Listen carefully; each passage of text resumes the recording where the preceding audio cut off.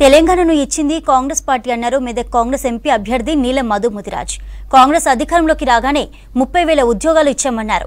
సిద్దిపేట జిల్లాలో ఎన్నికల ప్రచారం చేశారు నీలం మధు. 10 ఏళ్ల కేసీఆర్ పాలనలో మిరుదొడ్డి మండలంలో డబుల్ బెడ్రూమ్లు కట్టలేదన్నారు. బీఆర్ఎస్ ఎంపీ అభ్యర్థి వెంకట్రామరెడ్డి కలెక్టర్గా ఉండి ఏం చేయలేనోడు ఎంపీగా గెలిచి ఏం చేస్తారని ప్రశ్నించారు.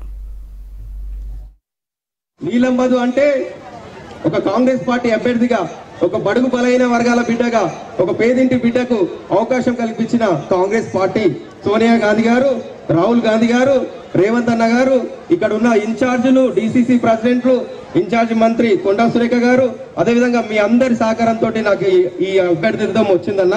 మీ అందరూ కూడా ఓటేసి గెలిపేయండి. గెలిచిన తర్వాత కూడా ఈరోజు మన ప్రభుత్వం ప్రజాప్రభుత్వం తెలంగాణలో జరిగేది కాంగ్రెస్ ప్రభుత్వం నడుస్తుంది, రేవంత్ అన్న ప్రభుత్వం నడుస్తుంది, ఇందిరమ్మ పాలన నడుస్తుంది.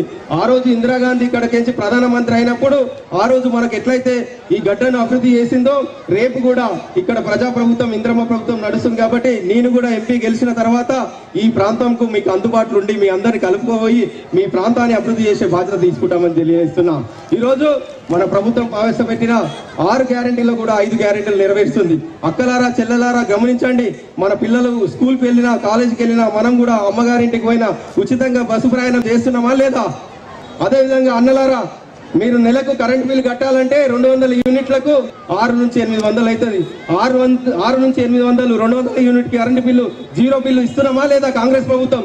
గతంలో చూడొచ్చు, మీరు ఇందిరాగాంధీ ఉన్నప్పుడు ఈ ప్రాంతంలో ప్రతి ఒక్కరికి కూడా పేదవాళ్లకు, నిరుపేదలకు భూములు ఇచ్చిన తల్లి ఇందిరాగాంధీ. మరి 3 గుంటల భూమి అని ఇచ్చిరా? ఈ 2 ప్రభుత్వాలు ఉండి మనకు పేద ప్రజలకు 3 గుంటలు అని ఇచ్చిరా బీఆర్ఎస్ బీజేపీ? అదంతా ఇచ్చిపెట్టండి. ఈ 10 ఏళ్లలో 2 ప్రభుత్వాలు ఉన్నాయి కదా, ఒక పేదవారికైనా ఒక రేషన్ కార్డు అని ఇచ్చిరానా? కానీ మన ప్రభుత్వం వచ్చింది, ఇందిరమ్మ పాలన నడుస్తుంది. 100 రోజులలోనే 5 గ్యారెంటీలు చేసినాం. అదేవిధంగా ప్రతి నిరుపేద కూడా ఈరోజు బాబు చేసిన అభివృద్ధి, ఈ ప్రాంతంలో చెరుకు ముత్తంరెడ్డి గారు చేసిన అభివృద్ధి కలుస్తుంది. తర్వాత ఎవరు అంత అభివృద్ధి చేయలేరు. ఆ రోజు కూడా కాంగ్రెస్ పార్టీలో ముత్తంరెడ్డి సార్ ఉండి ఈ ప్రాంతాన్ని ఎట్లా అభివృద్ధి చేసిండో రేపు కూడా నేను గెలిచిన తర్వాత కూడా సీనన్నను పెట్టుకొని నేను కేంద్రం నుంచి వచ్చే నిధులు, అదేవిధంగా రాష్ట్ర నిధులు, ఇక్కడ ఉన్న సర్పంచ్లను, జడ్పీటీసీలను, ఎంపీపీలను అందరినీ కలుపుకొని మీ మధ్య నుండి ఈ అభివృద్ధి చేసే బాధ్యత తీసుకుంటానని చెప్పి తెలియజేస్తున్నా. ఈరోజు కాంగ్రెస్ పార్టీ అంటే దేశంలో కూడా మీరు చూడొచ్చు, బీసీ కులగణన చేసిన పార్టీ కాంగ్రెస్ పార్టీ. మొన్ననే బీసీల గురించి సమానత్వం కావాలని చెప్పి బీసీ కులగణన చేసిన పార్టీ కాంగ్రెస్ పార్టీ. రేపు దేశంలో కూడా బీసీ కులగణన చేసే party Congress party. Congress party అంటే సమానత్వం ఇవ్వడంలో ముఖ్యం. ఎందుకంటే అన్ని వర్గాలను, ఎస్సీలను, మైనార్టీలను, బీసీలను, రెడ్లను, అన్ని వర్గాలను కాపాడుకునే పార్టీ కాంగ్రెస్ పార్టీ. మీరు ఒక్కసారి ఆలోచన చేయండి. కాంగ్రెస్ పార్టీ అంటే సమానత్వం. ఒక నాయకుడు వస్తాడు, మతం పేరు మీద ఓట్లు అడుగుతాడు. ఒక నాయకుడు వచ్చి మన భూములు గుంజుకుంటాడు.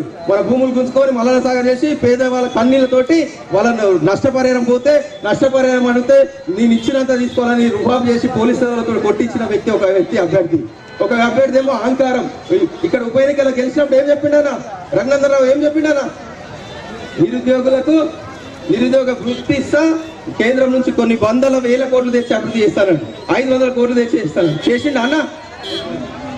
కనీసం మనం గ్రామాలకు, ఊళ్ళకు పోదాం, ఎన్ని కరెంట్ స్తంభాలకు ఎల్ఈడి లైట్లు పెట్టించడం అడుగుదాం, ఊళ్ళకు పోదాం, పెట్టించండి అన్న.